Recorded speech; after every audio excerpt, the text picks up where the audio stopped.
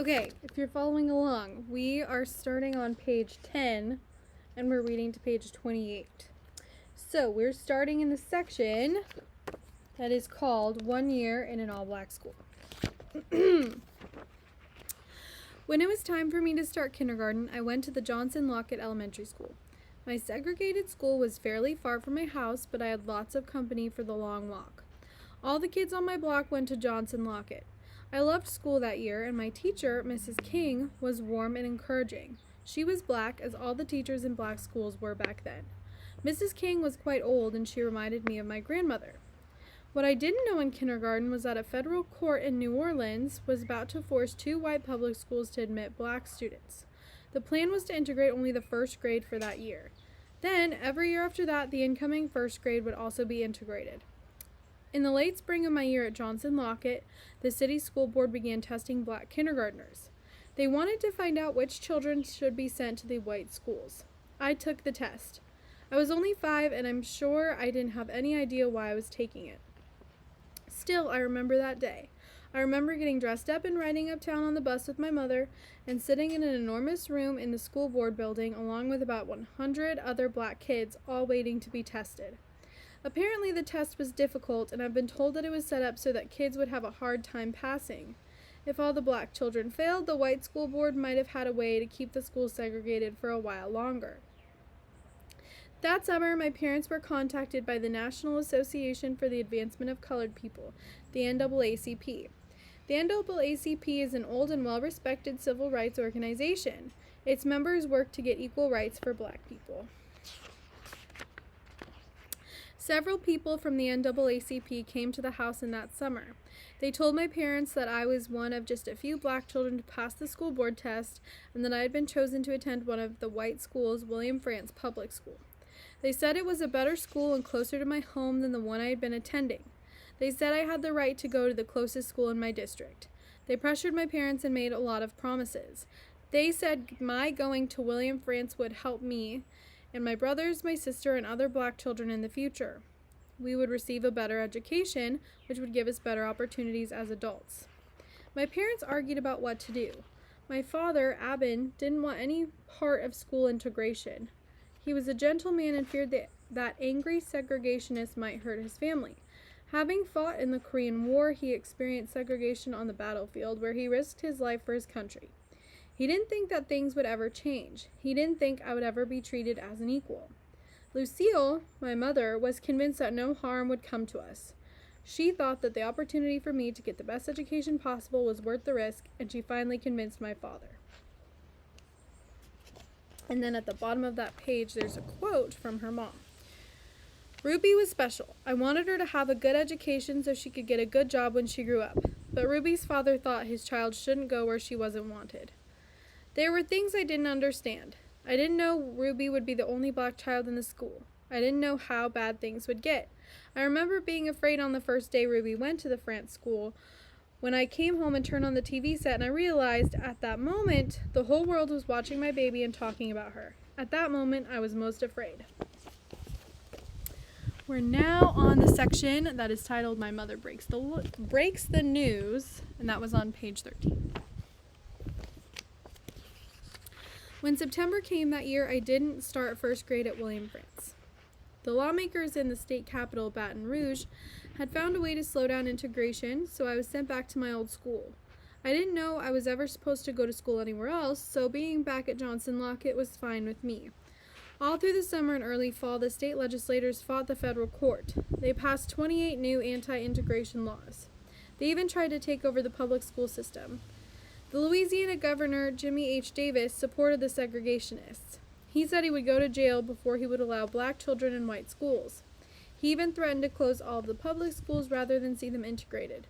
The federal court, led by federal district court judge J. Skelly Wright, unyielding in his commitment to upholding the law of the land and in his dedication to equal opportunity for all Americans, would block the segregationists again and again. J. Skelly Wright struck down the state's new anti-integration laws as unconstitutional. School integration would proceed. Praise the Lord. The judge couldn't enforce his order in time for the start of school in September, but he set a new deadline for Monday, November 14th. The anger all across New Orleans convinced Judge Wright that things might grow violent. He asked the U.S. government to rush federal marshals to New Orleans to protect the black first graders. There were 4 of us in all. There was a 5th girl originally, but her parents decided at the last minute not to transfer her. 3 of the remaining children, all girls, were to go to the school named McDonough. I was the 4th child. I was going to integrate William Frantz Public School, and I was not alone. On Sunday, November 13th, my mother told me I would start at a new school the next day. She hinted there could be something unusual about it, but she didn't explain. There might be a lot of people outside the school, she said, but you don't need to be afraid. I'll be with you. All I remember thinking that night was that I wouldn't be going to school with my friends anymore, and I wasn't happy about that. And at the bottom of this page, there's a quote from the New York Times, which was published on November 11th, 1960. 5 Negro girls are scheduled to enter the first grades of 2 white schools here, New Orleans, Monday. They would mark the first step towards integration below the college level in any of the 5 resisting states of the Deep South. They are South Carolina, Georgia, Alabama, Mississippi, and Louisiana. And now we are on the section titled November 14th, 1960. My mother took special care getting me ready for school. When somebody knocked on my door that morning, my mother expected to see people from the NAACP. Instead, she saw 4 serious-looking white men dressed in suits and wearing armbands. They were U.S. federal marshals. They had come to drive us to school and stay with us all day. I learned later they were carrying guns. I remember climbing into the back seat of the marshal's car with my mother, but I don't remember feeling afraid. William Frantz Public School was only 5 blocks away, so one of the marshals in the front seat told my mother right away what we should do when we got there. "Let us get out of the car first," the marshal said. "Then you'll get out, and the 4 of us will surround you and your daughter. We'll walk up to the door together. Just walk straight ahead and don't look back." When we were near the school, my mother said, "Ruby, I want you to behave yourself today and do what the marshals say." We drove down North Galvez Street to the point where it crosses Alvar. I remember looking out of the car as we pulled up to the Frantz School. There were barricades and people shouting and policemen everywhere. I thought maybe it was Mardi Gras, the carnival that takes place in New Orleans every year. Mardi Gras was always noisy. As we walked through the crowd, I didn't see any faces. I guess that's because I wasn't very tall and I was surrounded by marshals. People yelled and threw things. I could see the school building, and it looked bigger and nicer than my old school. When we climbed the high steps to the front door, there were policemen in uniforms at the top. The policeman at the door and the crowd behind us made me think this was an important place. It must be college, I thought to myself. And here's another quote from the New York Times. November 14th. Today, hundreds of city policemen began to assemble in the mixed white and Negro residential districts of the 2 schools as the sun burned away the haze from the Mississippi River. Black squad cars cruised slowly through the narrow streets between modest white frame dwellings set among palms, oleanders, and crepe myrtle. Patrolmen in gold-striped uniforms, black boots, and white crash helmets dismounted from motorcycles to direct traffic. Police officials and detectives stationed themselves around the school buildings and inside the halls. Deputy federal marshals wearing yellow armbands made a final check and drove to the homes of the 4 pupils. Some 150 whites, mostly housewives and teenage youths, clustered along the sidewalks from the William Frantz School when pupils marched in at 8:40 a.m. One chanted, 2468, we don't want to integrate. 8642, we don't want, there's a word. 40 minutes later, 4 deputy marshals arrived with a little Negro girl and her mother. They walked hurriedly up the stairs and into the yellow brick building while onlookers jeered and shouted taunts. The girl, dressed in a stiffly starched white dress with a white ribbon in her hair, gripped her mother's hand tightly and glanced apprehensively toward the crowd. Then there's another quote from Good Housekeeping. There was almost a carnival atmosphere on Alvar Street outside the school. Women in bright, tight torador pants, their hair done up in curlers, struck poses in front of the press cameras, kidding policemen and reporters. Children waving Confederate flags dashed up and down the street, grabbing coffee from a truck that displayed a sign for white mothers only. And let's see. We're now on the section titled The First Day at William Frantz. Once we were inside the building, the marshals walked us up a flight of stairs. The school office was at the top. My mother and I went in and were told to sit in the principal's office. The marshals sat outside. There were windows in the room where we waited. That meant everybody passing by could see us. I remember noticing everyone was white. All day long, white parents rushed into the office. They were upset. They were arguing and pointing at us. When they took their children to school that morning, the parents hadn't been sure whether William France would be integrated that day or not. After my mother and I arrived, they ran into classrooms and dragged their children out of the school. From behind the windows in the office, all I saw was confusion. I told myself that this must be the way it is in a big school. The whole first day, my mother and I just sat and waited. We didn't talk to anybody. I remember watching a big round clock on the wall. When it was 3 o'clock and time to go home, I was glad. I thought my new school would be hard, but the first day was easy. And there are several more quotes at the bottom. A procession of mothers moved in and out of the schools, removing books and other belongings of their children. Many vowed that their children would not return to class so long as Negroes were there. When the Negroes entered the schools, many white pupils walked out. They were encouraged by the state legislature, which passed a resolution calling for the boycott of mixed schools. Going home. When we left school that first day, the crowd outside was even bigger and louder than it had been in the morning. There were reporters and film cameras and people everywhere. I guess the police couldn't keep them behind the barricades. It seemed to take us a long time to get to the marshal's car. Later on, I learned that there had been protesters in front of the 2 integrated schools the whole day. They wanted to be sure white parents would boycott the school and not let their children attend. Groups of high school boys joining the protesters paraded up and down the street and sang new verses to old hymns.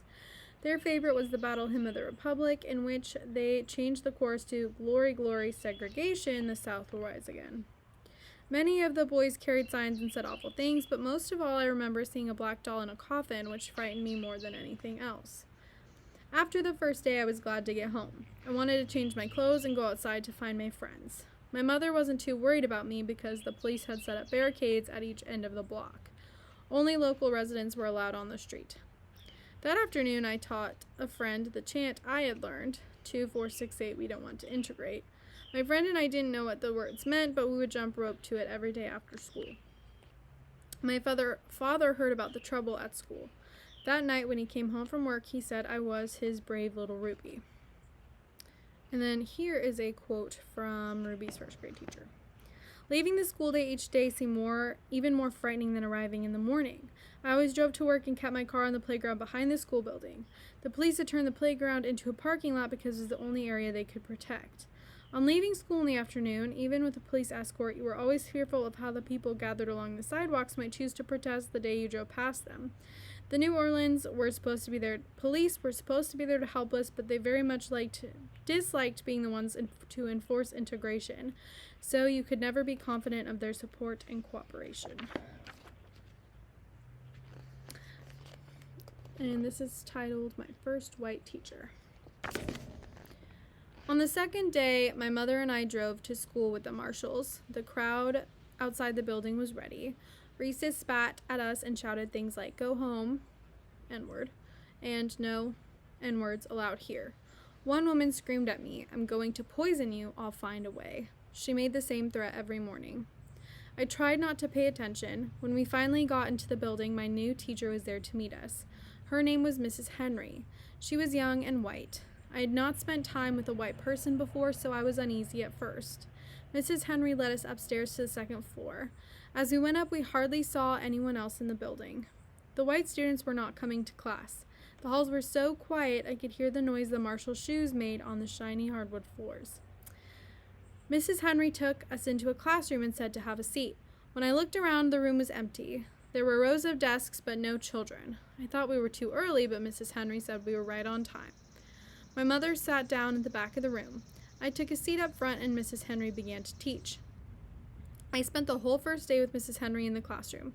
I wasn't allowed to have lunch in the cafeteria or go outside for recess, so we just stayed in our room. The marshals sat outside. If I had to go to the bathroom, the marshals walked me down the hall. My mother sat in the classroom that day, but not the next. When the marshals came to the house on Wednesday morning, my mother said, Ruby, I can't go to school with you today, but don't be afraid. The marshals will take good care of you. Be good now and don't cry. I started to cry anyway, but before I knew it, I was off to school by myself. And here's another quote from her teacher. There was a certain shyness about Ruby. She would appear at the door of our room in the morning and walk in slowly, taking little steps. I would always greet her with a compliment about how nicely she was dressed to help make her feel special, as she was, and to make her feel more welcome and comfortable. We would hug, and then we would sit down side by side. We had our corner of the room, and it was cozy. I never sat in the front of the classroom apart from her. If I went to the blackboard, she was always right there with me.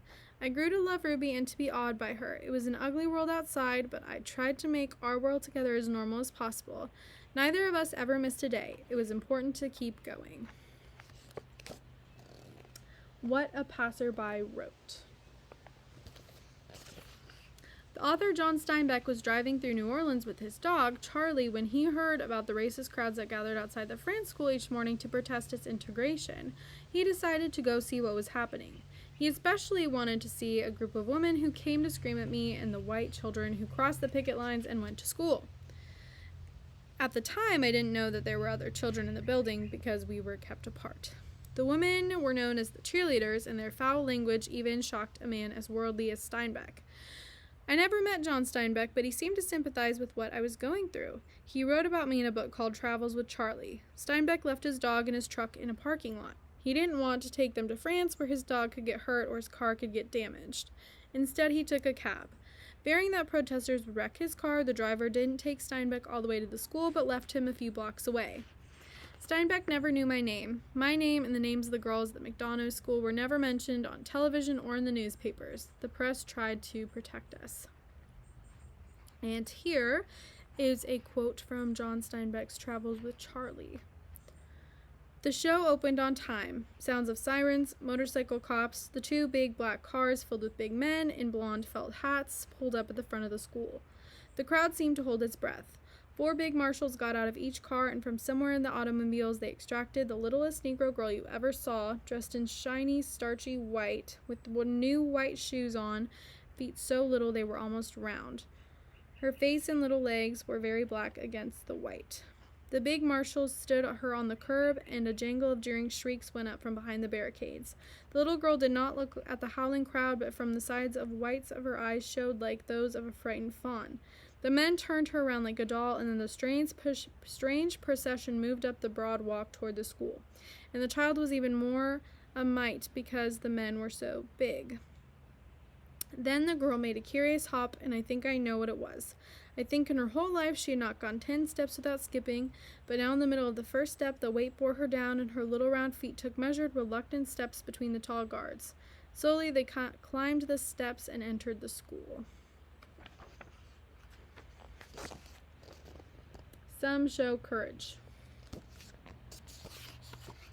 At the start of the school integration, many white parents were afraid of the protesters in front of the France school. Even if the parents believed in integration, they didn't want to put their children in danger by sending them to class. However, a few families took the risk. As a Methodist minister, Reverend Lloyd Foreman was convinced that integration was morally and spiritually right and was determined to keep his daughter Pam in the France school. That November, the minister walked Pam to and from school every day. Very quickly, the chorus of racists became obsessed with the Foremans. They taunted them without mercy. And here's another quote from Steinbeck's Travels with Charlie. The crowd was waiting for the white man who dared to bring his white child to school. And here he came along the guarded walk, a tall man dressed in light gray, leading his frightened child by the hand. His body was tensed as a strong leaf spring drawn to the breaking strain. His face was grave and gray, and his eyes were on the ground immediately ahead of him. The muscles of his cheeks stood out from clenched jaws, a man afraid who by his will held his fears in check as a great rider directs a panicked horse. A shrill, grating voice rang out. The yelling was not in chorus. Each took a turn, and at the end of each, the crowd broke into howls and roars and whistles of applause. This is what they had come to see and hear. No newspapers had printed the words these women shouted. It was indicated that they were indelicate, some even said obscene. On television, the soundtrack was made to blur or had crowd noises cut into cover. But now I heard the words, bestial and filthy and degenerate. Okay, And that is where we're stopping today.